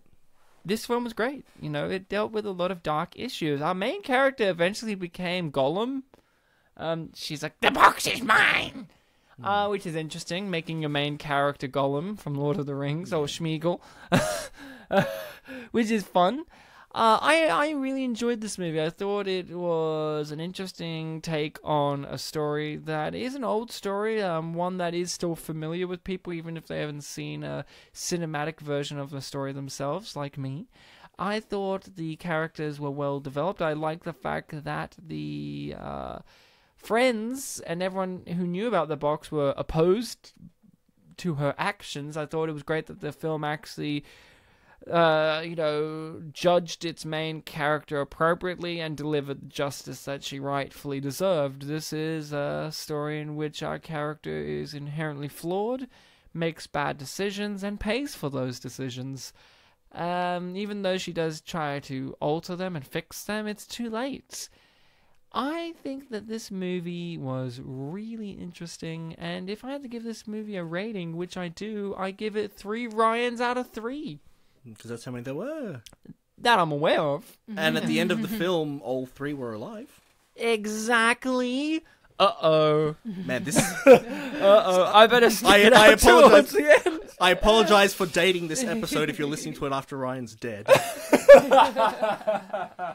Or Ryan Phillippe is dead. Oh, that would be... Don't say that. I'd rather die before he does. He was in Cruel Intentions.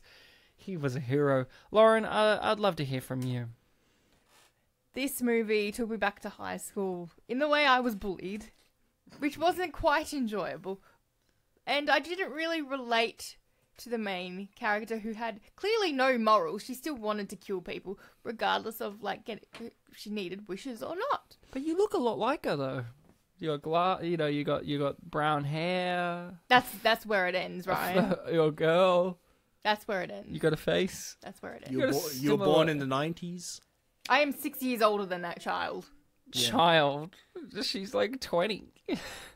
Still a child. All the 20th century babies are now adults. Young adults. Yeah. You got hit by a car. Similarities are stacking up, Lauren. Yeah, in fact, where does it end? Exactly. Do you want me to make a wish and make it? There's IMDb. Guys, There's disappear. YouTube comments that said that they wanted to vomit looking at you. You where might- do the similarities end, Lauren? You might only have to make one wish, Lauren. You can wish for one of us to die, and then the other will be the blood price. Your name's Joey King. I mean, it's all adding up, Lauren. Anyway, I really enjoyed the editing. The editing won me over, so I am giving it... I don't look like Joey King out of I don't look like Joey King. Wow, you're really being mean to Joey King. She's quite a pretty girl. I think you're being real mean to Joey. Well, you clearly didn't write that IMDb review that almost threw It up. sounds like Lauren wrote it. The sounds of it. In brackets, I'm not Joey King. I never have been and I never will be. Hashtag think not all she's- Joey Kings. I think she's yucky. I threw up, maybe. Written by her sister, Hunter King. Bartek, let's hear from you. And then we'll get to hear from the internet. The sorcerer of pain. We will.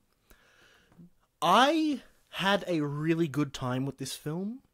I am really glad that I walked into it pretty much blind to all of its production decisions and acting, by which I mean I knew that it was about wishes, obviously, and it was related to the story of the monkey's paw, but I didn't have the preconception that a lot of people who'd seen the trailer or advertisements had about how, oh, this film looks cliched or possibly so bad it's good. I walked into it, blind. I saw comparisons to this film to other things I've seen, including Hellgirl, which I've been watching for the past month and a half. So I was judging or interpreting the values of this film for its genre rather than its unintended entertainment aspects. I think that when you do indeed do that, you can have a really great time with this modern day interpretation of, you know, a wish story. I will admit, yeah, I was kind of basing my expectations or ideas of what was going to happen next, narrative possibilities, on the idea of, oh, maybe the wishes will be corrupted by, like, looking at specific wordings. And, you know, other than the madly in love thing, it doesn't really do that. It shows that darker side of human nature that we've talked about in this episode and even in previous episodes. I had a great time with it. I think the performers did really well. I know that one of the criticisms of this film is that it uses a lot of horror and also high school comedy cliches, like the montage of, you know, shopping, things like that. It did make me think of Vampire Academy. Yeah, another October film that we've done. I think that it worked perfectly well to establish the idea that this is set in the modern day. I just think that this film did everything right. It's a shame that people nitpick on the things that could be laughed at. Like, you know, I did mention that I found the bike a little bit funny, but I know for a lot of people that's a point of, like, man, this is stupid logic. Things like that. Acting decisions. Like, the only acting decision that I found kind of funny was, I think just before she made her second last wish, she, like, growled out of the box. She went like, kind of sound, and the Netflix subtitles gave it like a funny name or something. Growl. Grumbles. It was like a grumble growl or something. Growlithe. My favorite Pokemon. It isn't, but let's just say it is. Well, dog people probably like it. People who happen to be dogs like it? Great. Like people that like dogs. Oh, you mean dog people? Yeah, dog people. Oh, good. I'm sorry I said dog people instead of dog people. That really confused people. Okay. People or dog people? Wait, which Ryan? Ryan Phillippe.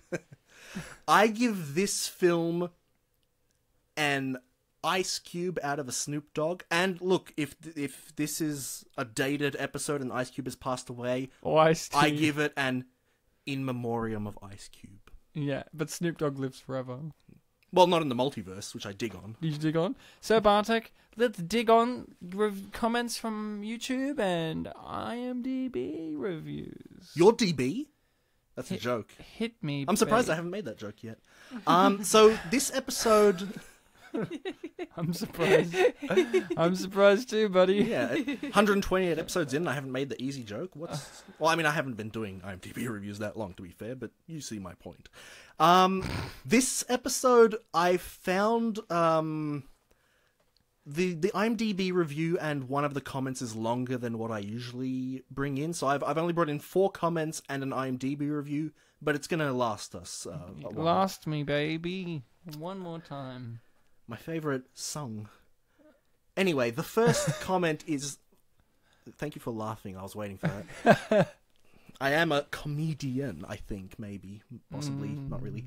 The first comment is... And these are from the YouTube trailer. The first one listed when you look up Wish Upon. The one Lauren watched. I think it was uploaded by Movie Clips, but it's a trailer. Yeah, that'll be the one I watched. And Lauren left. Oh, you watched the trailer? Yeah, I did. I watched it before I watched the movie. And Lauren left a comment saying, "Loved it. I'm Joey King." The first comment is, "Loved it. I'm Joey." What? No, the first comment is, "I don't know why it got such bad ratings everywhere, but trust me, guys, this movie is one of the best movies I've ever watched. Great story, great concept, just a bit weird ending, that's all." In your face, Lauren. The second comment is the long one that I alluded to. Hit me. I won't, but I'll tell you it. With your rhythm stick. Just came back from a screening. Great, awesome horror movie with an interesting, good plot. I like how the main girl receives this creepy Chinese music box and she can have 7 wishes. Yeah? But every time she makes a wish, someone will die. There is also another twist, which I shall not reveal. The death scenes are creative, like those from the Final Destination movies. My favorite has got to be the elevator death scene because it's so intense and scary. You have no idea who is going to die next. It's either the father or one of the best friends because the editing plays around you and put you at the edge of your seat. I mean, you have to see it for yourself. Did I write that? The way the elevator came crashing down, it's so frightening. Another death scene that involves hair getting stuck in the sink razor with no chance of escaping is pretty good too. I like how the movie explores the backstory of the music box. Anyway, the main girl thought she outsmarts the music box, but it didn't turn out that way I at thought you all. weren't going to give away the twist. When You said earlier they weren't going to give away the twist. When the movie concludes, you will feel sad and sorry for the main girl. Great, amazing horror movie. I thought they said they weren't going to give away the twist. They're like, I won't give away the twist. And then at the end of the review, they did. I guess that was the twist. What was really funny was this one had replies. I didn't include them, but the person who made the initial comment when they responded it was very wholesome. Like, a person brought up, like, I think you just spoiled the movie, and they're like, I am so sorry. Like, they were very apologetic about it. It felt like a very innocent person. Look, we could have just read that review and the episode would have been over. It was kind of review length. But, no, I wanted to include the review. I did. Alright, give us the rest of them, boyo. Yep, just 2 more comments. The next one is, medium length, and then the last one's short one. So, just to get them out of the way, well, I just really hate this rude comments about any movie trailer. If you don't like the trailer and think it's not a good movie, just don't watch it. But please, can you just stop this hating comments? There are some people who worked really hard on this movie, in brackets, or any other movie, and there are people who thought and really created something. You can't say about people's efforts to come up with something that it's shitty okay. Man, that's the thesis of our show. I thought you wrote that. I didn't, but, I should have.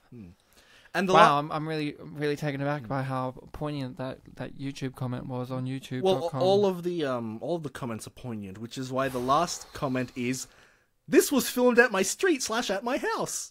Oh, thanks, Joey.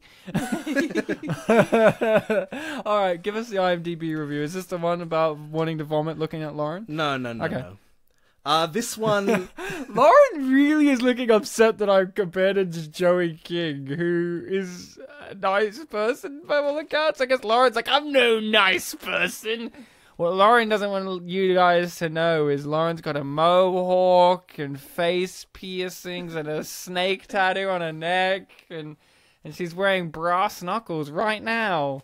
There you go. I've made Lauren a bit more tough for the listening people. Lauren's now, I don't know, clicking her nails together. No, she was using flint to make a fire. Oh shit! Lauren's prepping a Wicker Man for us. Jeez, we're not going to last by the end of this episode with Lauren's absolute hatred of Joey King from the kissing booth. Well, she couldn't use incendiary. I haven't actually seen the kissing booth. Well, there you go, because you were in it. You can't see it when you're in it. You're in it, Lauren. Go on. Yeah, forget my Harry Potter reference I made, but alright. The YouTube comment, the IMDb review is titled, "You'll Wish It Were Better." It is from the 18th of July, 2017. What a coincidence. Same year the movie came out. Wow. Yeah, I know. There's only 2 years it could have been at this point, but, it happened. Wouldn't it be a that twist one. if it came out 3 years earlier? Well, I mean, they, multiverse, so. Do you dig on him? I do, and I think they do too. It is, from 18th of July, 2017, and it is unfortunately a 4 out of 10. And it warns spoilers. So, warning spoilers. Grade D. Rating PG-13, 89 minutes. In a nutshell, cliched and not very good, this horror movie would be fun to watch at a sleepover with a bunch of teenage girls. There's our mistake, Ryan. While they make fun of it the entire time. There are so many moments that are just laughable. Uplifting theme. This review has a lot of, new paragraphs. Thing, colon, and an explanation. Uplifting theme. Be careful what you wish for. The most meaningful life is one that is filled with service and love for others. Things I liked. Oh, good. I interviewed some people who were coming out of the movie before I saw it, and they said that they thought it was really scary. Good. It's not, but the audience I sat with seemed to really get a kick out of it and reacted quite vocally to jumps and scares and bad choices the actors on screen were making. The actors, Ryan, not the characters. Well, I like the fact that they liked what other people liked it. Joey King does a pretty good job as Claire Shannon. See, someone like you, Lauren. This is her 4th horror movie. That is true. She did Slender Man this year. I thought it was hilarious when Tyler, Alexander Nunez, fell asleep with his cell phone in his hand. Such a teenager. Then, when Darcy wakes up rotting in various parts of her body, he immediately starts taking pictures and posting them online. Yeah. There's a Pokemon Go app ripoff about demons that was kind of funny. I actually liked the surprise ending. Ki Hong Lee is such a likable guy in all his movies. Yeah, so they liked it. Yeah. So what they're saying is, I like that other people liked it, but I also I liked it. Now it's the things I hate. Things I didn't like. It was it's very similar to The Possession and seems like a total rip-off of previous books and movies you have seen. Original it is not. On IMDb, it says the film is loosely based on W.W. Jacobs' short story The Monkey's Paw. The romantic... Oh, monkey paw. Don't know why Lauren just started doing that and wanted to join in and didn't want to be peer pressured out. I thought that was a reference. No, Yeah, monkey's paw.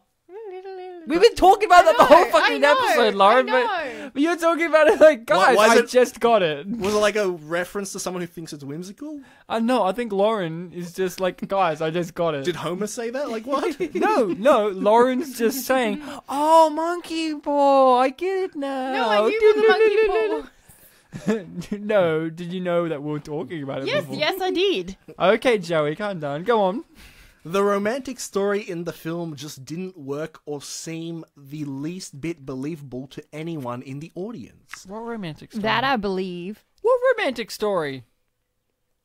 They're madly in love. That wasn't a Paul. romantic story. No. There is no romantic story. There was this really weird stock footage of a bunch of buildings in a city shot. What the question mark? When was this?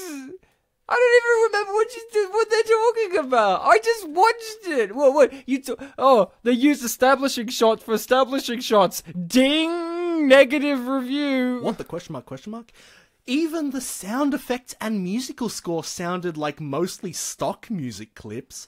There's this really weird color correction that changes during scenes. When? I'm not sure if it was intentionally placed in order to show Claire's moods or just accidentally changed during editing. That's the end of the sentence. Then 3 question marks. The characters are pretty one-dimensional. Spoiler! There is a suicide in the movie, but they don't spend any time exploring the emotions that could have provided some depth to a character arc. Some of the acting was really bad. I'm not sure it was a good marketing strategy to advertise that the same people who did Annabelle did this movie, but that film wasn't very good either. Spoiler, what about wishing for world peace? A cure for cancer? The movie raises and this hunger? question, by the way. All of Claire's wishes were extremely selfish. The movie points us out. Admittedly, some of my wishes would focus on myself, but I'd like to think I'd eventually start thinking of others. That's the point. You'd like to think you would. This movie explores the fact that you probably wouldn't. Funny lines. This is in quotes. Apparently, Karma is a bigger B than Darcy Chapman. And it's credited to Meredith McNeil, Sydney Park. Tips for parents. Lots of crude language portrayals of a suicide and discussion of some of others. So they've listed a bunch of things here, but they haven't separated them by full stops or commas. Tips for parents. Lots of crude languages. Portrayal of a suicide and discussion of others. Someone flips the bird. Lots of really rude people. Bullying. Lots of brutal deaths. That's all one sentence. So I that was me. Yeah. And then it ends on, movie review mom. at Trina Boyce. So this person apparently does a bunch of reviews, and they call themselves Movie Review Mom, and they have a Twitter. I wonder if their mum. All right, thank you, Bartek. That was an emotional journey. No, it was Movie Review Mum. Thank you, Bartek. Lauren, as always, a pleasure to have you on the show. No problem. You seem so ecstatic by the lack of Harry Potter actors, but here's something. You really emphasized the no there, so I was like, oh. Here's something, Lauren. What you didn't know was there was a Harry Potter actor. Jim Broadbent as the Chinese wishing box. Didn't you see him? He was great. No, He was dressed exactly the same way as in the Avengers. Exactly, the wheelchair with dandruff and everything. You guys have been fantastic, amazing, wonderful listening people. As always, if you want to get in contact with us, maybe you want to suggest a movie that we could do on Unappreciated Masterpieces, because hey, we don't know every movie. We're only two people who are just winging it as we go along by just delving in and just seeing what comes up. But we maybe don't have the bait that you do, the hook that you do to catch that masterpiece of cinema. We have an email, spitandpolished@gmail.com, that you can email us on. Just to be clear, that's polished as in the past tense. Exactly.